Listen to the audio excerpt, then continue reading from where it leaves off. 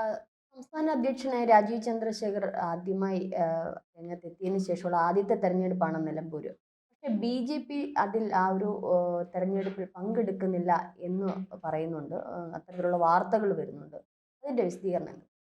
എന്തായാലും കേരളത്തിന്റെ ഉപതെരഞ്ഞെടുപ്പ് ചരിത്രമെടുത്താൽ എല്ലാ തെരഞ്ഞെടുപ്പുകളിലും ബി.ജെ.പിക്ക് വലിയ മുന്നേറ്റം ഉണ്ടാക്കാൻ കഴിഞ്ഞിട്ടില്ല. ആകെ ഉണ്ടായിരുന്നത് കേരളത്തിലെ 3 തെരഞ്ഞെടുപ്പുകളിൽ മാത്രമാണ് ബി.ജെ.പിക്ക് ഉപതെരഞ്ഞെടുപ്പുകളിൽ മുന്നേറ്റം ഉണ്ടാക്കാൻ കഴിഞ്ഞിട്ടുള്ളത്. അത് പ്രത്യേകിച്ച് നെയ്യാറ്റിൻകരയും അരുവിക്കരയും ചേലക്കരയും മാത്രമാണ്. അതിൽ ഈ 2 മണ്ഡലങ്ങളും തിരുവനന്തപുരത്താണ്. തിരുവനന്തപുരത്ത് ബി.ജെ.പിക്ക് എല്ലാ കാലത്തും അവരുടെ ശക്തി കേന്ദ്രം കൂടിയാണ്. പക്ഷെ മലപ്പുറത്ത് അങ്ങനെയല്ല. അവർക്ക് വിജയിക്കാനുള്ള കെട്ടിവെച്ച കാശ് പോലും ലഭിക്കാത്ത ഒരു ജില്ലയാണ് മലപ്പുറം. ആ ജില്ലയിലേക്ക് മത്സരിക്കാൻ ഇറങ്ങുമ്പോൾ തന്നെ അവർക്ക് വിജയപ്രതീക്ഷയില്ല. അതോടൊപ്പം തന്നെ നല്ല സ്ഥാനാർത്ഥിയെ കണ്ടെത്താൻ കഴിയില്ല. അങ്ങനെയുള്ള പല പ്രതിസന്ധികളുണ്ട്. അതോടൊപ്പം തന്നെ ഇപ്പോൾ പുതിയൊരു നേതൃത്വമാണ് രാജീവ് ചന്ദ്രശേഖറിന്റെ നേതൃത്വത്തിൽ അദ്ദേഹം പ്രസിഡന്റായി വന്നതിന് ശേഷം ജനറൽ സെക്രട്ടറിമാരോ വൈസ് പ്രസിഡന്റുമാരെ പോലും ഇപ്പോൾ നിലവിൽ പ്രഖ്യാപിച്ചിട്ടില്ല. അദ്ദേഹത്തിന്റെ ടീം പോലും സെലക്ട് ചെയ്തിട്ടില്ല. അതിനിടയിലാണ് ഇത്തരത്തിലുള്ള ഒരു മത്സരം വരുന്നത്. അങ്ങനെ ഒരു മത്സരത്തിലേക്ക് പോവുകയാണെങ്കിൽ അത് ഇപ്പോൾ രാജ്യവുമായി ബന്ധപ്പെട്ട് അറിയാമല്ലോ. അദ്ദേഹം കേരളത്തിൽ വന്നതിന് ശേഷം പല ജില്ലകളിലും ഇപ്പോൾ പര്യടനം നടത്തുകയാണ്. ആ പര്യടനം നടത്തുന്നതിന്റെ പ്രധാന ഉദ്ദേശം തന്നെ ഈ പ്രവർത്തകരെ നേതാക്കളെയും എല്ലാം പരിചയപ്പെടാമെന്ന് കരുതിയാണ്. ആ രീതിയിലേക്ക് മുന്നോട്ട് പോകുമ്പോൾ ഈ തെരഞ്ഞെടുപ്പിലേക്ക് പോവുകയാണെങ്കിൽ എല്ലാ സംഘടനാ സംവിധാനവും അവിടേക്ക് ചുരുക്കേണ്ട ഒരു അവസ്ഥ വരും. അങ്ങനെ ചുരുക്കിയാൽ തന്നെ ആ മണ്ഡലത്തിൽ നിന്നും ഇവർക്ക് ഈ വലിയൊരു മത്സരമാണല്ലോ ഇനി ഉണ്ടാകാൻ പോകുന്നത്. LDFും UDFും തമ്മിലുള്ള വലിയ മത്സരം ഉണ്ടാകുമ്പോൾ ബി.ജെ.പിക്ക് അവിടെ ഒരു റോളില്ലാതായി മാറും. പാലക്കാട് കണ്ടിരുന്നു. വലിയ മത്സരം നടന്നു. ലാസ്റ്റ് വോട്ട് കുറഞ്ഞപ്പോൾ ബി.ജെ.പിക്കും സുരേന്ദ്രനുമായിരുന്നു അതിന്റെ നാണക്കേടുണ്ടായത്. അത്തരം ഒരു നാണക്കേടിലേക്ക് പോകാൻ രാജീവ് ചന്ദ്രശേഖർ ആഗ്രഹിക്കുന്നില്ല. അദ്ദേഹം ഇനി എന്തായാലും ചിലപ്പോൾ വലിയ രീതിയിലുള്ള ചർച്ചകൾ ഉണ്ടാകുമായിരിക്കും. പ്രത്യേകിച്ച് ബി.ജെ.പിയും CPM തമ്മിൽ അവിടെ സഖ്യത്തിലാണെന്നെല്ലാം അൻവർ ഉൾപ്പെടെയുള്ളവർ പറയാം. അൻവർ ആ മണ്ഡലം രാജിവെച്ചത് തന്നെ പിണറായിസം എന്ന് പറയുന്ന വാക്കിലൂടെയാണ്. പിണറായിസം എന്ന വാക്ക് തന്നെ അദ്ദേഹം പറയുന്നത് CPM-ഉം അതോടൊപ്പം തന്നെ RSSും തമ്മിലുള്ള ബന്ധമാണ്, ബി.ജെ.പിയും തമ്മിലുള്ള ബന്ധമാണ്. ഈ പോലീസ് സേനയിൽ വലിയ രീതിയിൽ ബി.ജെ.പിയുടെ സ്വാധീനമുണ്ട്, RSSന്റെ സ്വാധീനമുണ്ട്. ആ സ്വാധീനത്തെ തകർക്കുക എന്നതാണ് തന്റെ ലക്ഷ്യം. അതിനുവേണ്ടിയാണ് തന്റെ പോരാട്ടം എന്നാണ് അദ്ദേഹം പറയുന്നത്. അങ്ങനെ പിണറായിസത്തിനെതിരെ പോരാടുന്ന ഒരു സ്ഥലത്താണ് ബി.ജെ.പി മത്സരിക്കുന്നില്ല എന്നൊരു ഒരു ചില പ്രസ്താവനയിലൂടെ ചിലപ്പോൾ കുറച്ച് വോട്ടുകൾ നേടാൻ കഴിയുമായിരിക്കും. പക്ഷേ ആ മണ്ഡലത്തിൽ കഴിഞ്ഞ ലോക്സഭാ തെരഞ്ഞെടുപ്പ് പരിശോധിക്കുമ്പോൾ തന്നെ നമുക്ക് വ്യക്തമായി അറിയാവുന്ന കാര്യം 17,000-ലധികം വോട്ടുള്ള ഒരു പാർട്ടിയാണ് നിലമ്പൂരിൽ ബി.ജെ.പി. അവിടെ 40% തന്നെ ഭൂരിപക്ഷ സമുദായമുള്ള ആ ഒരു മണ്ഡലത്തിൽ. പക്ഷെ ഇപ്പോൾ മത്സരിക്കാൻ ഇറങ്ങുന്നത് എന്തായാലും കൃത്യമായി തന്നെ അവർക്ക് നഷ്ടങ്ങളെ ഉണ്ടാക്കി വയ്ക്കുകയുള്ളൂ. പ്രത്യേകിച്ച് ഉപതെരഞ്ഞെടുപ്പിന്റെ ചരിത്രം പരിശോധിച്ചാൽ ഞാൻ മുൻപ് സൂചിപ്പിച്ചതുപോലെ തന്നെ 3 മണ്ഡലങ്ങളിലാണ് കേരളത്തിലുടനീളം ബി.ജെ.പിക്ക് വലിയ രീതിയിൽ മുന്നേറ്റം ഉണ്ടാക്കാൻ കഴിഞ്ഞിട്ടുള്ളത്. ഒന്ന് പ്രധാനമായും നെയ്യാറ്റിൻകരയാണ്. നെയ്യാറ്റിൻകരയുടെ പശ്ചാത്തലം നമുക്ക് തന്നെ അറിയാവുന്നതാണ്. ഈ ഉമ്മൻചാണ്ടി സർക്കാരിന്റെ കാലത്താണെന്ന് ശെൽവരാജ് രാജിവെച്ച് കോൺഗ്രസിലേക്ക് വരികയും പിന്നീട് അവിടെ ഒരു ഉപതെരഞ്ഞെടുപ്പ് ഉണ്ടാകുന്ന ഒരു അവസ്ഥ ഉണ്ടാകുന്നത്. ആ ഉപതെരഞ്ഞെടുപ്പ് കാലത്ത് വലിയ രീതിയിൽ തന്നെ മുസ്ലിം ലീഗിനെതിരായ ഒരു വികാരം ആ മണ്ഡലത്തിൽ നിലനിന്നിരുന്നു. പ്രത്യേകിച്ച് ഭൂരിപക്ഷ സമുദായത്തിന്റെ ഇടയിൽ 5-ാം മന്ത്രി പ്രശ്നവും മറ്റുമുള്ള കാര്യങ്ങളെല്ലാം ചൂണ്ടിക്കാട്ടി വലിയ രീതിയിലുള്ള പ്രതിസന്ധി അവിടെ ഉണ്ടായിരുന്നു. അതിനെ മുതലെടുക്കാൻ പറ്റിയൊരു സ്ഥാനാർത്ഥിയായ രാജഗോപാൽ എന്നൊരു മനുഷ്യനുണ്ടായിരുന്നു. അദ്ദേഹം എല്ലാ കാലത്തും തിരുവനന്തപുരവുമായി ബന്ധപ്പെട്ട് പ്രവർത്തിച്ചതാണ്. അതുകൊണ്ട് തന്നെയാണ് അദ്ദേഹം ലോക്സഭാ തെരഞ്ഞെടുപ്പ് കാലത്തും അവിടെ മത്സരിച്ചിരുന്നു. ആ തിരുവനന്തപുരം മണ്ഡലത്തിൽ മത്സരിച്ചു. അതിനുശേഷമാണ് അദ്ദേഹം നെയ്യാറ്റിൻകരയിലേക്ക് പോവുകയും വലിയ രീതിയിലുള്ള മുന്നേറ്റം അവിടെ കാഴ്ചവെക്കാൻ കഴിയുകയും ചെയ്തിട്ടുണ്ട്. 30,000-ലധികം വോട്ട് നെയ്യാറ്റിൻകരയിൽ അന്ന് നേടുന്ന ഒരു സാഹചര്യം ഉണ്ടായിട്ടുണ്ട്.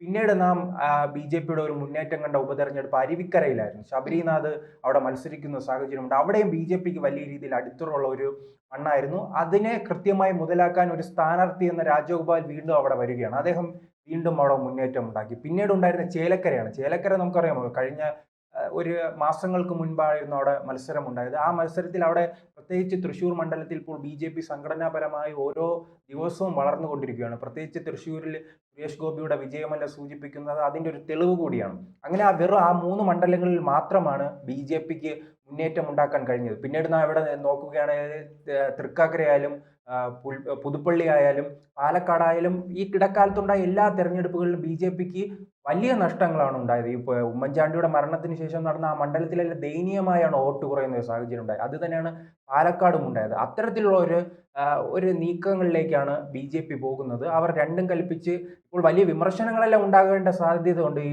പ്രത്യേകിച്ച് LDFന്റെ UDFന്റെ ഭാഗത്ത് നിന്ന് ചിലപ്പോൾ LDF പറയും അത് UDFന് വോട്ട് മറിക്കുന്ന ഒരു സാഹചര്യം എന്ന് പറയുമ്പോൾ UDF പറയും അത് CPM-ഉം BJP-യും തമ്മിലുള്ള ബി സഖ്യം. ജെ പി ഇപ്പോൾ അടുത്ത ഒരു തെരഞ്ഞെടുപ്പിൽ പോലും ഇപ്പോൾ ഒരു പ്രതിപക്ഷത്തേക്ക് വരുമോ എന്ന് പോലും സംശയത്തിലിരിക്കുന്നു. അപ്പം പ്രധാനമായിട്ടും ബി ജെ പിയുടെ ഇപ്പോഴത്തെ ലക്ഷ്യം കുറച്ചുകൂടി വോട്ട് വർധന എന്നുള്ളത് മാത്രമാണ്. അപ്പോൾ അത്തരത്തിൽ ഈ ഒരു ഉപതെരഞ്ഞെടുപ്പാണെങ്കിൽ തന്നെ ഇതൊരു ടെസ്റ്റ് ഡോസ് എന്നുള്ള രീതിയിൽ നിലമ്പൂർ മത്സരിക്കുന്നതല്ലേ ഏറ്റവും ഉചിതമായിട്ടുള്ള ഒരു തീരുമാനം. കാരണം ഇതൊരു തെരഞ്ഞെടുപ്പാണ്. അതിൽ വിജയി എന്നോ അല്ലെങ്കിൽ വിജയമെന്നോ തോൽവി എന്നുള്ള ഉള്ള ഒരു രീതിയല്ല. ജനാധിപത്യ വ്യവസ്ഥയിൽ പ്രത്യേകിച്ച് BJP പോലെ കേന്ദ്ര തലപ്പത്തിരിക്കുന്ന ഒരു രാഷ്ട്രീയ പാർട്ടി ഇന്നടത്ത് മത്സരിക്കുന്നില്ല എന്ന് പറയുമ്പോൾ പ്രത്യേകിച്ച് സംസ്ഥാനത്ത് കുറച്ചധികമായിട്ട് BJPയുടെ ഇപ്പോൾ ഒരു ആരവമുണ്ട്. കാരണം പഴയ ഒരു കേരളമല്ല. അപ്പോൾ താമര വിരിഞ്ഞിട്ടുണ്ട്.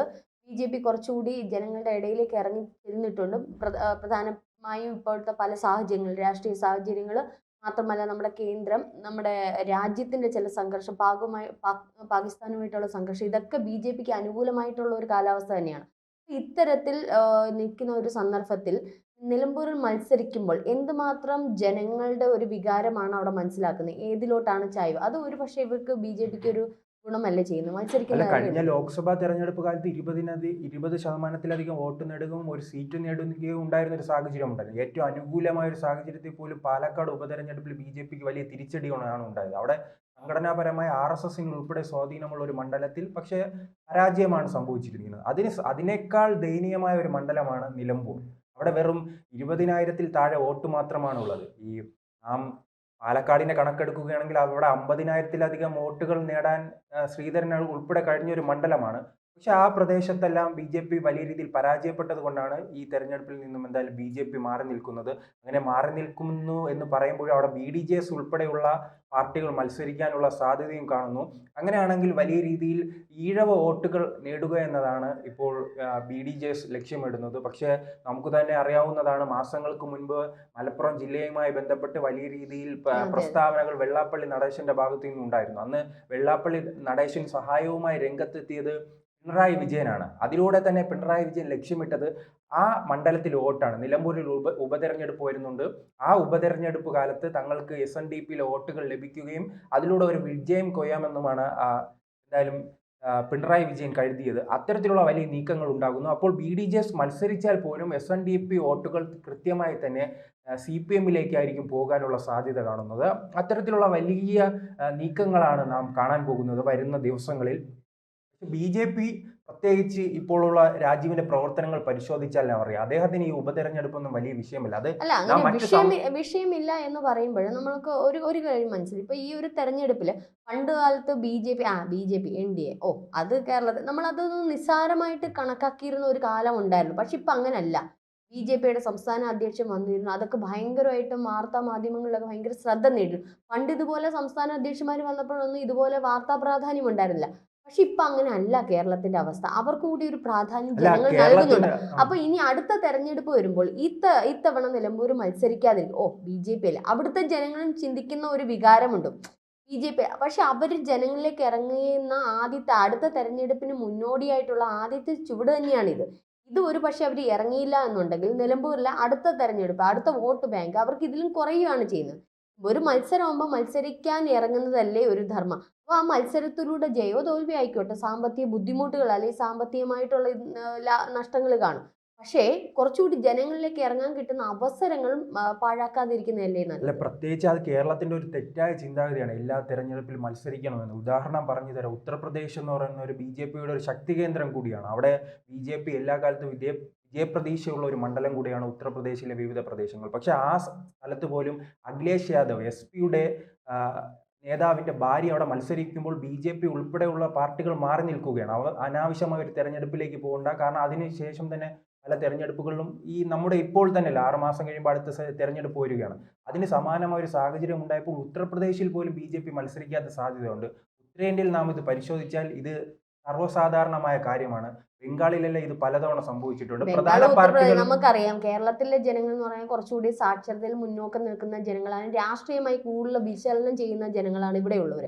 അപ്പൊ നിലമ്പൂർ തെരഞ്ഞെടുപ്പ് ഉപതെരഞ്ഞെടുപ്പാണെങ്കിലും പിണറായിയോടുള്ള ഒരു വിരോധം ജനങ്ങളുടെ ഉള്ളിൽ ഉള്ളത് കൊണ്ട് തന്നെ ഇത് നിലമ്പൂർ ജനത മാത്രമല്ല കേരളം മൊത്തം ഉറ്റുനോക്കുന്ന ഒരു തെരഞ്ഞെടുപ്പാണ്. അപ്പോൾ കുറച്ചുകൂടി ആകർഷണമുള്ള ഈ ഒരു തെരഞ്ഞെടുപ്പ് ബി.ജെ.പി. മാറി അല്ല എന്നറിയുമ്പോൾ കേരള തോറ്റുകൊണ്ട് അതെ മാറി അല്ല എന്നുള്ള കേരള ചിന്താഗതി. ജനതയെ നാം പണ്ടൊരു ചരിത്രമുണ്ട്. ആ ചരിത്രത്തിലേക്ക് ഒതുക്കിക്കെട്ടേണ്ട ഒരു കാര്യമില്ല. കാരണം പ്രത്യേകിച്ച് തൃശ്ശൂരുമായി ബന്ധപ്പെട്ട് പരിശോധിക്കുകയാണെങ്കിൽ അവിടെ വികസനം പറഞ്ഞാണ് നമുക്കറിയാം ഈ എല്ലാ പാർട്ടികളും പ്രത്യേകിച്ച് UDF ആയാലും LDF ആയാലും രാഷ്ട്രീയം വെച്ചാണ്. എനിക്ക് അവർ പറയും നരേന്ദ്രമോദിയെ പരാജയപ്പെടുത്തുക, പിണറായിയെ പരാജയപ്പെടുത്തുക, അതോടൊപ്പം തന്നെ ഉമ്മൻചാണ്ടിയെ പരാജയപ്പെടുത്തുക. അങ്ങനെ ഒരു പരാജയപ്പെടുത്തുന്നതിന്റെ രാഷ്ട്രീയമാണ് എല്ലാ കാലത്തും കേരള രാഷ്ട്രീയവും ജനങ്ങളും മുന്നോട്ട് വയ്ക്കുന്നത്. ആ വർഗീയതയെ മാറ്റി നിർത്തുക, മതേതരത്വം. പക്ഷേ ഈ തൃശ്ശൂരും അടക്കമുള്ള കഴിഞ്ഞ ലോക്സഭാ തെരഞ്ഞെടുപ്പ് നോക്കുമ്പോൾ നമുക്ക് കൃത്യമായി അറിയാം BJP മുന്നോട്ട് വെച്ചത് വികസനം എന്നൊരു അജണ്ടയായിരുന്നു. ആ വികസനം എന്ന അജണ്ട തൃശ്ശൂരിലെ ജനങ്ങൾ അംഗീകരിച്ചു. അതിലൂടെ മനസ്സിലാക്കുന്നത് പതുക്കെ കേരളത്തിലെ ജനങ്ങൾ മാറുകയാണ്. പ്രത്യേകിച്ച് പരമ്പരാഗതമായ രാഷ്ട്രീയക്കാർ വച്ച് പുലർത്തിയിരുന്ന ആ മാറ്റങ്ങളിൽ നിന്നും പുതിയ രാഷ്ട്രീയത്തിലേക്കാണ് കേരളം പോകുന്നത്. അപ്പോൾ ഈ ഉത്തരേന്ത്യയിൽ സംഭവിച്ചത് തന്നെ കേരളത്തിൽ സംഭവിക്കും. 2014 തെരഞ്ഞെടുപ്പിൽ അവിടെ വികസനം പറഞ്ഞാണ് വോട്ട് നേടുന്നത്. അത് ആ ജനങ്ങൾ അംഗീകരിച്ചു. ഇപ്പോൾ 10 വർഷം കഴിയുമ്പോൾ തൃശ്ശൂരിലെ ജനങ്ങൾ അംഗീകരിച്ചു. അതുപോലെ കേരള രാഷ്ട്രീയം മാറുകയാണ്, ലോകവും മാറുകയാണ്. അതെല്ലാം തിരിച്ചറിഞ്ഞത് കൊണ്ടാണ് CPM ഉൾപ്പെടെയുള്ളവ നവമാധ്യമങ്ങളിൽ ഉൾപ്പെടെ പുതിയ മാറ്റങ്ങളുമായി മുന്നോട്ട് പോകുന്നത്.